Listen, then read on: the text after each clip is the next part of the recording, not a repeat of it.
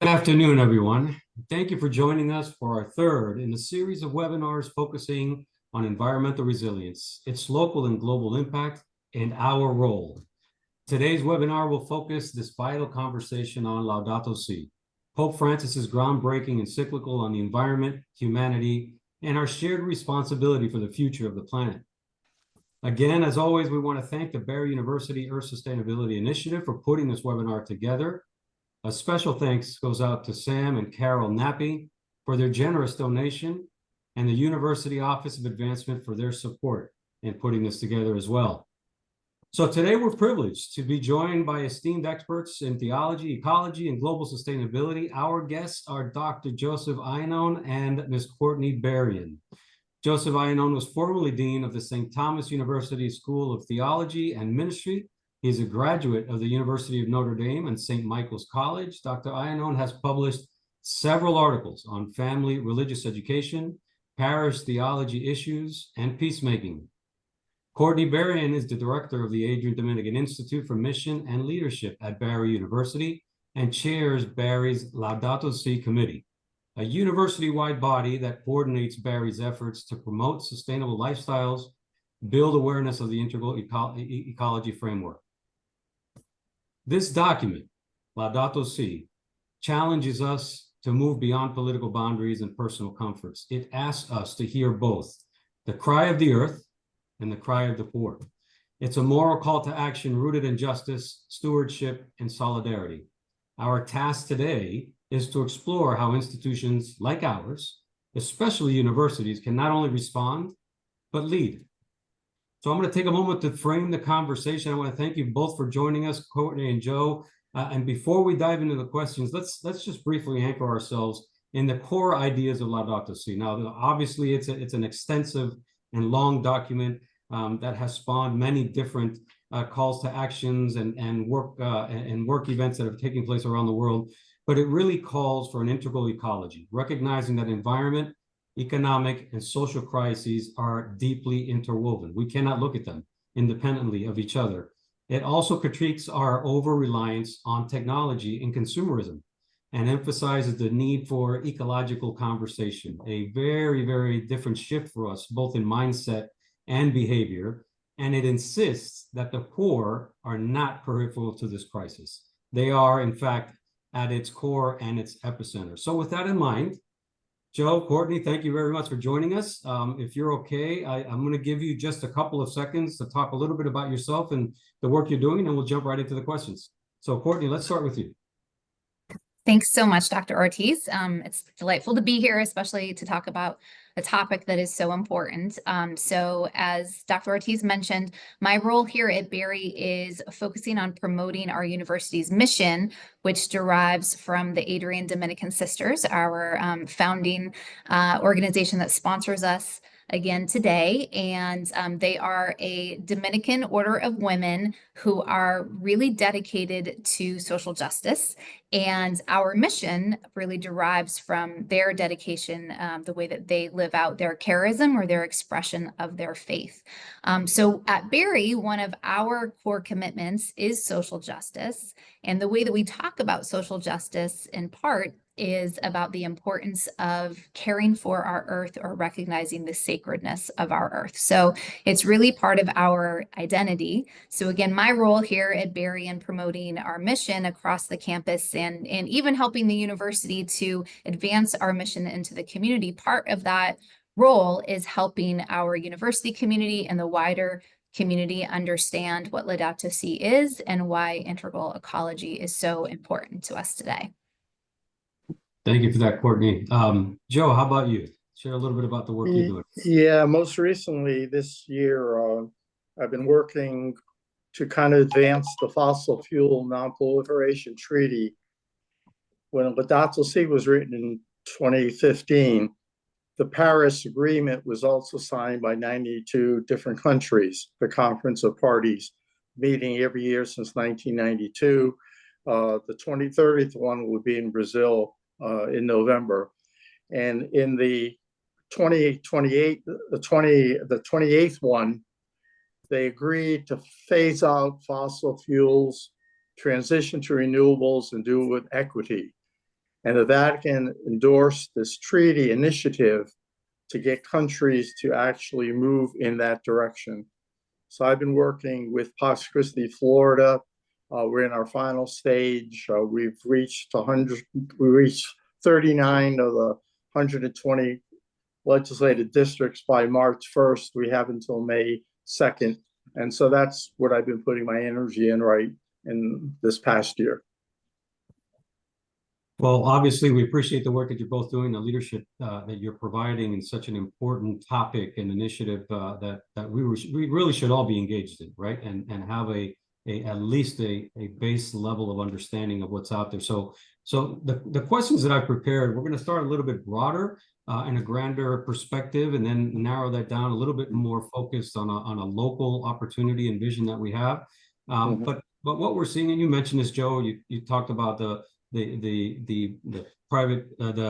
Paris Climate Accord and other global efforts that are engaged in this conversation. But now we have a very unique collision that's happening, right? And it's bridging the theological vision of Laudato Si with the empirical demands of climate science. Where are we succeeding, in your opinion? And where are we still speaking past each other? Courtney, would you like to go first? I'd be glad to engage. No. Okay. Go ahead. I have some thoughts, but let's hear from you first. The science is very clear. There's a climate book. Every possible aspect of environmental science, the scientists have already documented. What's happened is since 1990, 42% of the carbon, the warming of the planet since 1850 has happened since 1990. So it's true we go through cycles, obviously, with climate and so on, but there's no doubt that the burning of oil, fossil fuel, methane gas, coal, wood is heating the planet. And while Courtney has the integral ecology, as you described, there's one there in terms of global warming that's kind of a threat multiplier. It multiplies every 1/10 of a degree. The earth heats up, the atmosphere heats up. It multiplies the threat to poverty, hunger, violence, shelter, and health. Miami-Dade hired the first Jan Gilbert health officer in the world because of the number of heat advisories. Old people, people work outside, people who have asthma. This is kind of impacting all. So the goal of the Paris Accords was 1.2 Celsius at the time, was to keep it under or around 1.5 Celsius by 2030. We'd have to reduce it by 50% to reach that goal. And what's happened, obviously, with the new administration in Washington compared to the previous administration, we're having a blimp. But the world community is still moving in that direction. Let me see, 96% of the new energy in the United States in 2024 were renewables. So the customer is also weighing in. But we have a big challenge with the science and with the political decisions in our own country. Not so much with the theology. The theology is pretty good. So I would echo that sense of urgency with maybe a balanced thought in terms of how we're doing. So I think that more and more, especially young people, are aware of the problems that Joe just described and articulated so well. Of course, there isn't buy-in everywhere. And I think that that's for a few different reasons. So I would argue that there's maybe a stereotype of a person that cares about the climate, someone that looks and talks like me, maybe is from the middle or upper classes from the West Coast of the United States, or maybe from Europe. And of course, what we know is that the people that are most impacted by the changes in our climate are not those people, right? They are people that are vulnerable from an economic perspective, that are on the margins of society, are living in the global south, and who are disproportionately impacted by the consumer choices made in this country. And what we need to find is a way to help everyone understand that this is a topic that is not only relevant to everyone, but should be claimed and owned by those that are most impacted. I think that in popular culture, to care about the environment is seen as a luxury, right? After people meet their immediate needs, their finances, they're able to feed themselves, then maybe you can think about how the plants and the animals and the oceans are affected. But what Laudato Si and integral ecology really calls us to do is think in a different way. So one of the things that's talked a lot about is moving from an anthropocentric view of humanity, meaning that humans are on top and nature just exists to be exploited or to use, to an ecocentric way of thinking, which is understanding that we are all connected. All of creation in theological terms, or all of nature, we are all connected, and the choices that we make, particularly for those of us who have the option to make choices, are disproportionately impacting the vulnerable, whether it's people, plants, animals, our water, etc. So it's getting better, but we really need a fundamental shift in thinking. And again, that's really what the Pope has called us to do, is to help the entire world understand that this is everyone's responsibility. This is everyone's problem. And for those of us that have more resources than others, we really need to be thinking ethically about the decisions that we make to make things more healthy and possible for healthy living for the entire world. Thank you both for those responses. And Joe, you really presented a dramatic view at a global scale of some of the challenges that we're all seeing, right? Whether we're directly participating or not, these are certainly challenges that are being discussed in different venues and in different gatherings around the world. And Courtney, you mentioned a word that I want to just double back on, right? And you're saying that the younger generation, the population of students are aware. There is awareness.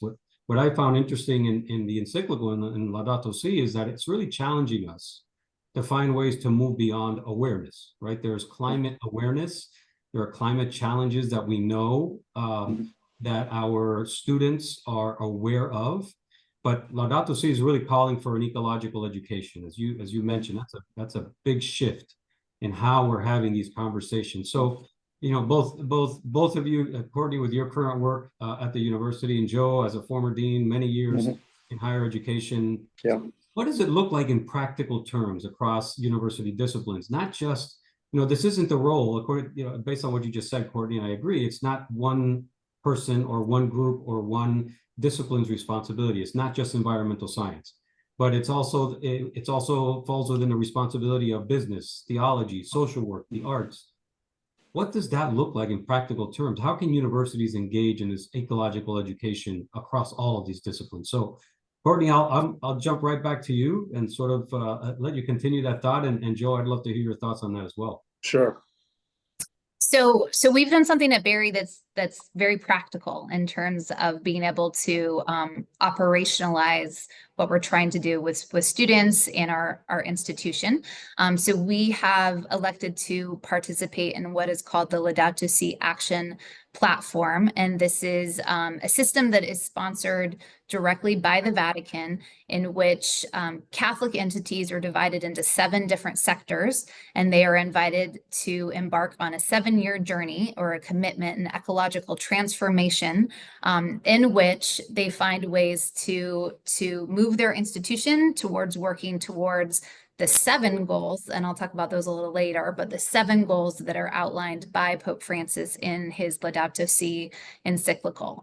So as Berry, we signed up. We were among one of the first universities to sign up. We did that in October 2021. And since then, we have put together a plan that we've filed with the Vatican to say, this is what we are going to do towards reaching those goals. And we've assembled a committee across the institution of all of the different units, as you said, Dr. Ortiz, not just environmental science, but all of the entities at Berry that are involved in integral ecology in some way, to bring us into dialogue so that we can be more effective in our work. Yeah, and to add to that, the challenge, Laudato Si 2015, 10 years anniversary, the CARA Center for Applied Research in the Apostolic Catholic in Washington, D.C., did a study recently. Only 33% of Catholics in the United States were even aware of Laudato Si. Talk about a failure to communicate. But what Courtney's talking about is really the action plan that's not only reached universities, high schools, religious communities. There is, that movement out of the Vatican very strongly.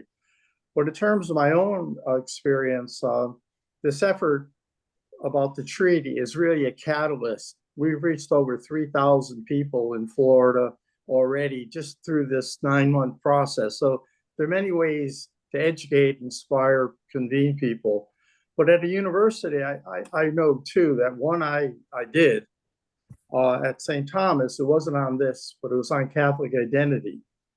We gave stipends to faculty in all disciplines if they would change 20% of their course coming out of the Catholic intellectual and artistic tradition, whether it was business or science, and that got approved by a committee. We gave them the money, and then when the students took that course, in business, for example, they got the Catholic business approach, or whether it was in biology. The other I didn't use, but I know it being used very well, is a capstone course, a graduation requirement, a certain course every student has to take in order to graduate. And it's flooded with Laudato Si, all the different disciplines. So you're more into the education part of universities right now than me, but those are two. But there are many ways we need to educate our alumni, our faculty, the community. That's the role of the university. And Barry being situated where we are in Miami, Biscayne Bay, 80% of people in Florida live within 10 miles of the ocean. I live 50 yards from the ocean. My street right now, they're putting in new drainage pipes because we have sunny day flooding. Miami is kind of a great teaching place, and Barry is situated with Laudato Si to be that university. Anyway, that would be my 2 cents. That's great, Jeff. Thank you very much. And just briefly, I want to mention and remind our participants that we encourage questions through the chat. We're going through a series of questions, but we certainly want to hear from the audience any specific questions that you may have for our two panelists. Again, a lot of great information. So let's take it back out a little bit, Joe, and you've mentioned a lot, and you have great insight and perspective as to some of the global and national pressures that are evident right now, right? And we all are familiar with that. But so there's internal and external resistance to Laudato Si. And an encyclical, a document that is this provocative in nature, in a theme that is going to generate emotional response. It challenges economic interests, it challenges political interests, even theological discomfort has generated from this. You said in the work that you've done, in particular over the last 9 months, it's almost been like you've served as a catalyst to get things moving. That would be it. So how, in a broader sense, how should universities, just from where we're sitting here in this conversation, how should universities respond to opposition without becoming paralyzed by it? And I say that because we're now living through a cultural change in terms of a lot of hesitation, a lot of worry on a national front from higher education. But here is this initiative that is so important. How do we avoid being paralyzed and not really? Courtney, let me take 2 minutes and you could jump in. I have a list here of terms I use. If I'm talking to a conservative Republican, I'll enter with these terms. If I'm talking to a liberal Democrat, I'll start with these. If they're both in the room, I have some that approach. We don't want to other anybody. The American Conservative Council serves young Republicans under 35. 81% of them agree about climate change, global warming. You know, it's not like, it's not as political in the sense of our politicians as the people who are living it. You know, so I think we just need to find the words to get people to listen to the science, to the theology, and their ways of doing that. But we have to not other anybody. Everybody's in. I want to one other thing before I go to Courtney. We're having more demands for energy. Partly it's the third global community that Courtney talked about. The other are the data centers for AI that are growing. They consume so much energy, they take so much water. So the demand is going to get greater, you know, and so these two forces are going to hit each other if we don't act, not just, as you said, you know, have awareness. But Courtney, how about yourself in terms of Pablo's question? Yeah, I think this is really important. And the first thing that I think about is that I think a lot of people really feel excluded by the dialogue. And people feel that maybe if they don't understand the particular vocabulary that's being used, or if vocabulary is used that sounds that it's excluding or speaking poorly of people that maybe work in coal mines or people that have worked in the energy sector, that right away we are leaving out an important part of the population. And it creates maybe accidentally or unintentionally, but it can create some of these divides. So I love that, Joe, that you're focused on the importance of language and language that is meaningful and accessible to different groups. My other thought, just really specifically about what's going on with this administration and the specific executive action that objects to the use of the word climate change in similar terms, that for anyone that is receiving government funding right now, government agency or others that are receiving government funding, the language around that talks about wanting the United States to prosper economically and wanting to remove systems, programs, initiatives that are perceived to be by the current administration as limiting or preventing economic growth. And some of the specific things that Trump administration has talked about is programs that incentivize the purchase of electric vehicles, for example, and the administration has talked about that as being something that is causing poverty in this country, right? So if you think about the many different ways that people can be involved in supporting environmental health, the vast majority of them do not have to do with the industrial sector, and that's really what has been called out as being the explicit objection. So I think that there are a lot of different ways to talk about the work that needs to be done in a way that is talking about economic growth in this country. Maybe we don't use the term green jobs, but we do talk about job growth that can come around industry that's responsive to what's going on in terms of environmental health. And then the other thing we can do is we can talk about portions of our economy that are being affected by climate change, that are sectors that are maybe traditionally tied to one political party or the other. For example, agriculture, right?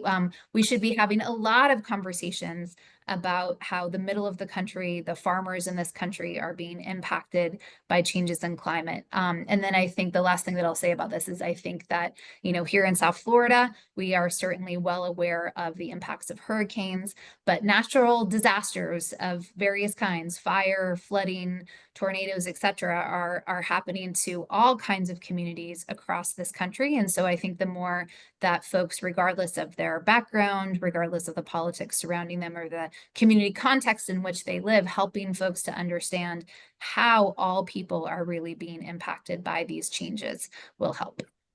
So ironically, you mentioned the extreme weather events and the impacts of hurricanes and other environmental challenges, and here we are right now in South Florida in the midst of a deluge, and there are just dozens of flood warnings all across our community. Right. And that was the point of our conversations, our last two webinars, to talk about what we've learned and what we are doing to help prevent all of these challenges. But yeah, Courtney, I'm going to come back to you because you've now mentioned this a couple of times, and you talked about those key individuals or those communities that are excluded from the conversation, but by far are the most impacted by what the conversation leads to, right? And we talk about these communities that are disproportionately impacted by climate change, that are affected the most when we cannot get both sides of the conversation to come together and agree, as Joe mentioned. So he's got a strategy for really all three types of conversations that are going on. It would be nice one day to say we can just have one conversation that we can all agree on, but that's not the world we live in, right? But so in terms of our responsibility as institutions, right? How can institutions prioritize both ecological justice along with social justice together, especially in communities disproportionately impacted by climate change? How do we bridge those two conversations? I'll take a little start at that. Let me see. The richest 10% of the population causes 50% of the carbon emissions, and the poorest 50% cause 8%. I think we cannot avoid that there's going to have to be some sacrifices from people who are consuming too much of the good things in order to balance off. In the Paris Accords, they talked of mitigation, adaptation, loss, and damage. Mitigation is what I'm working on, get rid of fossil fuels, go to renewables, do it with equity for the people who didn't cause it, as Courtney said, are mostly suffering. But then there's adaptation. That's already happening in Florida. We're pulling roads away from the coast in Puerto Gunta. We're raising our street right here outside of my house. They're raising the street to the intercoastal. Backhawk Ranch on the West Coast, 2,000 homes, total solar, helped by Florida Power and Light, which I couldn't believe when I got into that. When those two hurricanes hit last year, people went there. They didn't lose any electricity. They became a shelter for their neighbors. So we know the things that have to be done, but that adaptation. But loss and damage means we have to give money to these poorer communities and poorer parts of the world who have suffered because if we burned the carbon, they didn't. So loss and damage is when COP30 meets in Brazil this fall, that's the issue. So but there's going to be sacrifice. When I used to teach, I used to use the formula P equals, let me see if I get this right. You say I wrote it down. I equals P times A times T. Impact on the environment is population. It was only 2 billion people in 1950. Now we're over 8. Affluence, how much each person consumes. It would take 6 planet Earths for everyone on the planet to live like we live in the United States. And technology, which is our help and our, it consumes a lot, speeds up a lot of extraction, but also helps us. So there's going to have to be some sacrifices, which is like a lot of governments kind of, don't want to do it because the fossil fuel companies, oil, gas, have a lot of money and they have a lot of power. So to think we're all going to just do this without sacrifice, as Courtney said, we all have to change our lifestyles in the mix. And Laudato Si talks to that too. I'm thinking about this idea of connecting with others and not having bridges. And there is certainly the problem of, maybe two different camps that are on either side of the political spectrum and having the issue of climate change associated just as the liberal cause. But there's another issue as well, which is that those vulnerable communities that have been impacted often don't see themselves in the cause Yeah. of climate change. Yes. So I can think of a specific example of something that we did last year, I think that kind of highlights this. So Barry, for those that are joining us and may not know, is located in between some of the historically segregated communities in Miami-Dade County. And we're not very far from Liberty City, which is where one of the first housing projects in the United States was built. And it was built for people of African descent that were not allowed to live in white communities at the time. And it's called Liberty Square. And Liberty Square is one of the many places in South Florida right now that are located in land or in neighborhoods that used to be considered not desirable because they were far away from the ocean. And again, they were segregated. Today, because a lot of those places were far away from the ocean, they sit on ground that is relatively higher than the ground that goes along the coastline. So we're seeing a lot of climate gentrification that's taking place in South Florida. So last year we did a lot of work to raise awareness about what was happening to Liberty Square. This is a housing project that is derogatorily or was derogatorily referred to as pork and beans because of the poor living conditions of the people that only had that option under segregation to live there. And the housing project was redeveloped, and there was a documentary film made about what happened to the residents when that area was redeveloped, because it was redeveloped in the name of wanting better housing for the people who had lived in dilapidated conditions for a very long time. But what happened is developers came in, and now that housing is maybe not accessible to low-income people anymore. And that's happening across our communities in South Florida, where people that need to pay low rent are now being forced out of those areas in favor of development that might even be marketed as affordable or workforce housing, but it's not housing that's accessible to the historic communities that live there. So helping those kinds of people that might not affiliate normally with the justice perspective understand that there is that connection between the social justice issue of affordable housing, the social justice issue of gentrification, the social justice issue of historic racism, and how there is a through line or a connection to climate gentrification today. I want to move the conversation now. We have about 15 minutes left. Move it from conversational to really start getting into action, right? And where do we go from here? What are the next steps? What do we see happening? And I'll start off in a very practical way. And Joe, I'm going to bring this back to you.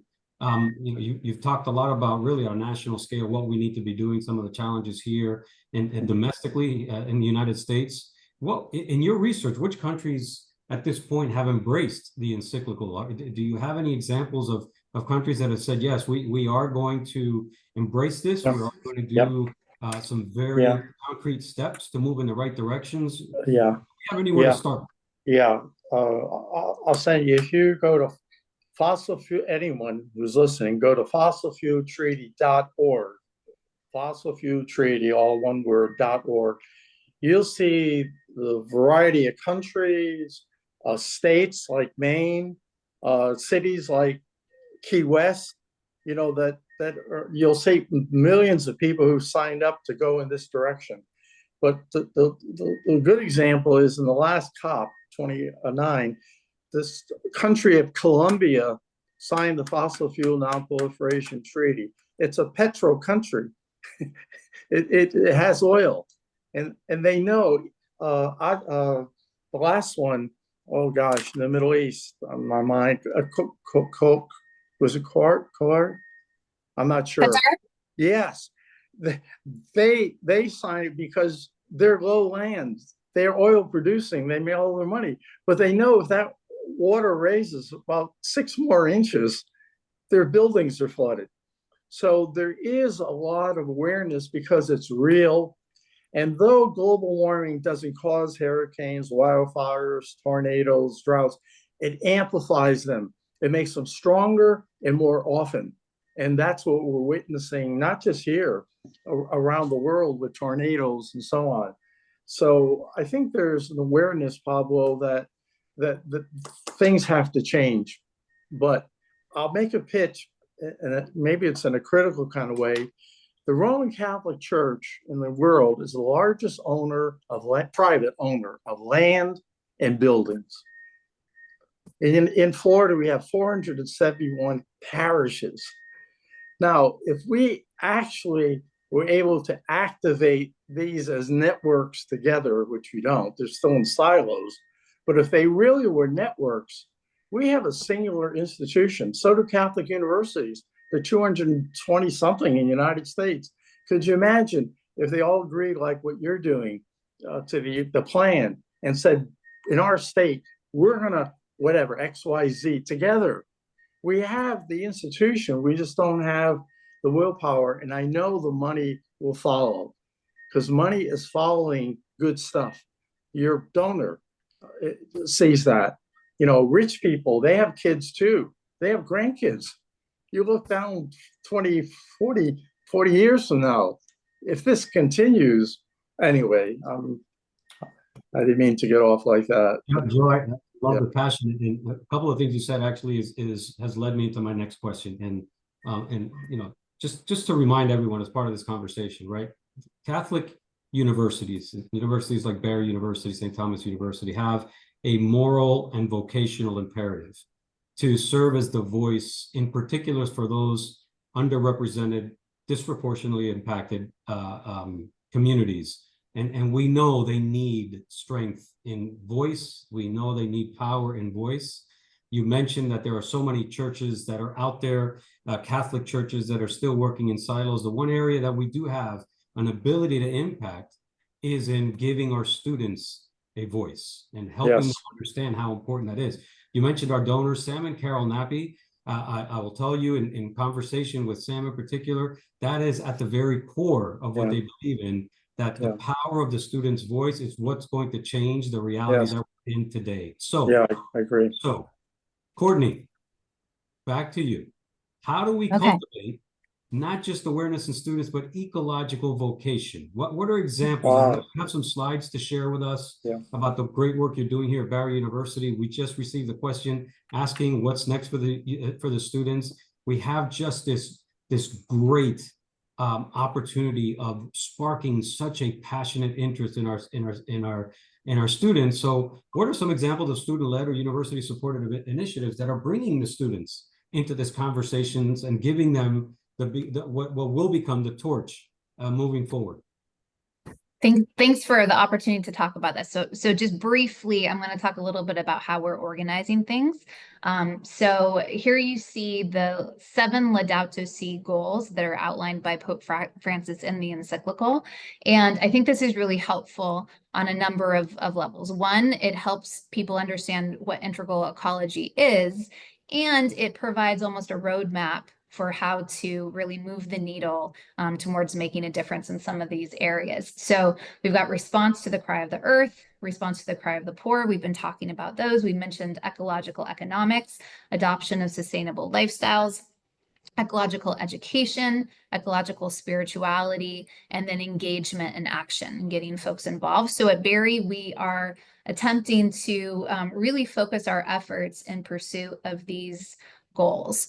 So we formed a committee, the Laudato Si committee here at Barry, again, bringing together across the institution all the folks that might be working on integral ecology in one way or another, and folks that are passionate about this work. And we thought about 4 different strategies in terms of how we've organized the committee. So we have that are really looking on at our institutional footprint, our ecological institutional footprint. We have some focused on that question that Dr. Ortiz had about student engagement. We're providing professional development to our faculty and staff, and we're very eager to reach out to the community and to engage in university community partnerships that are going to help us in these efforts. So there's a lot that we're doing. I'm not going to talk about all of it, but I'll just kind of show you, we've been getting our students involved. We have an urban garden on campus. We're participating with Florida Power and Light and their renewable energy program. Shout out to anyone at Barry on Wednesday. You can work with the green team who are collecting recycled glasses at our Earth Carnival. We have a lot of different days of service, so a lot of different ways that we're engaging students in the response to the cry of the earth. I talked about this effort around climate gentrification, response to the cry of the poor. Through ecological economics, we had a Miami Climate Week here just a couple of weeks ago where we invited students to engage with some of our community partners that are focused on justice in the agricultural sector, justice for farm workers and small scale farmers, and learning about how climate change impacts them, and then how through our choices, our consumer choices, participating in direct trade, as well as in this case, the Fair Food Program, supporting the Fair Food Program consumers, students, young consumers can work towards ecological economics. We have a student leader that founded the Berry Thrift Store. Her intention of doing this was to divert textile waste from the landfill while raising awareness about the negative impacts of fast fashion.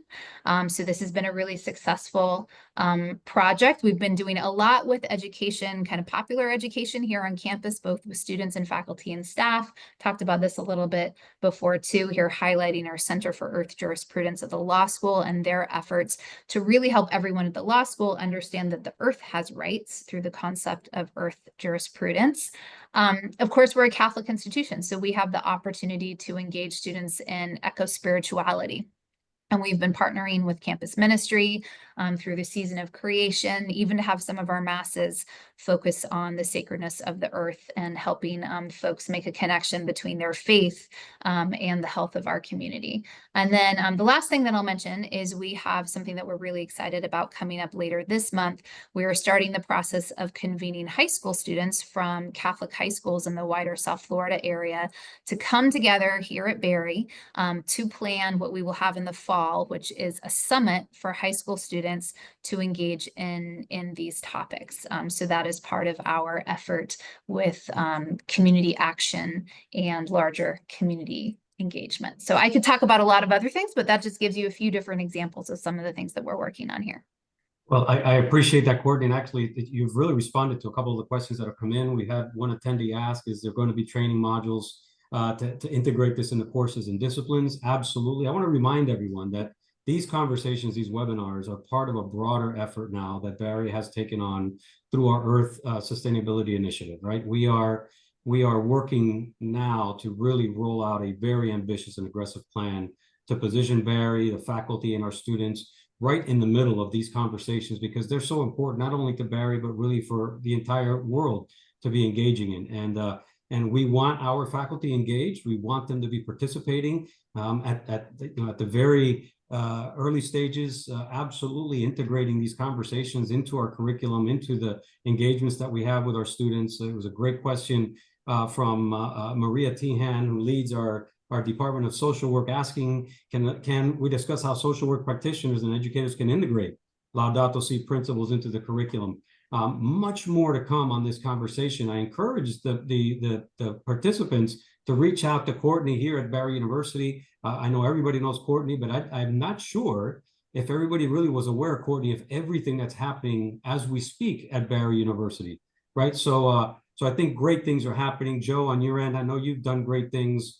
We're close to the time that we've allotted for this conversation. I'm going to give you each 30 seconds just to give us a final thought. I know I'm energized, but I certainly want to give you this final 30-second opportunity to give us some closing thoughts, and then we'll close our meeting for today.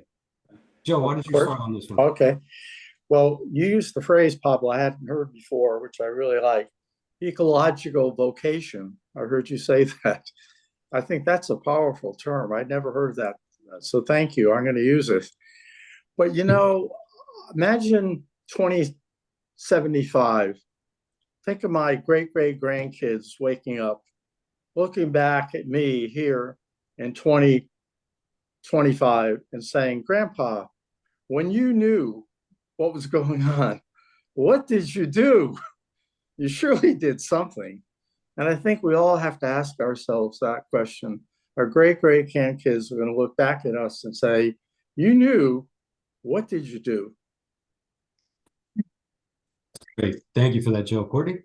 That's powerful. I think that we have to look at everything that's happening right now as an opportunity, right? So the divisions that we talked about, some of the pushback around these issues, it creates an opportunity to engage some of those voices that we talked about that have not been included in the conversation. And for us as educators and for us as a Dominican institution, it really presents an opportunity to make some real strides here, engage our leaders of tomorrow, our educational sector, in centering this work in our institution and the wider society. Thank you for that, Courtney. So from where I sit, Laudato Si is not just a manifesto, right? It's a mirror. It's a mirror that reflects who we are, how we live, and what we owe to each other and the earth. It's a much greater calling, and really our hope is that today's dialogue lights a fire in all of us, not just of awareness, but of accountability and ambition, right? Universities are not just meant to be knowledge factories. We're formative spaces, but just as importantly, we must be spaces that are courageous and allow for that courage to take place. So I want to thank you both again, Courtney and Joe, for being and serving as our panelists. To all of you that have joined in today's discussion and webinar, but more importantly, for all of you that have joined or will be joining us in this very important mission. Thank you all for another great discussion. And as I've mentioned, this is just another amongst a series of webinars that we will be organizing in the future and continuing to push our efforts around our Earth Sustainability Initiative. So thank you all again. Thank you to our panelists, and have a wonderful afternoon.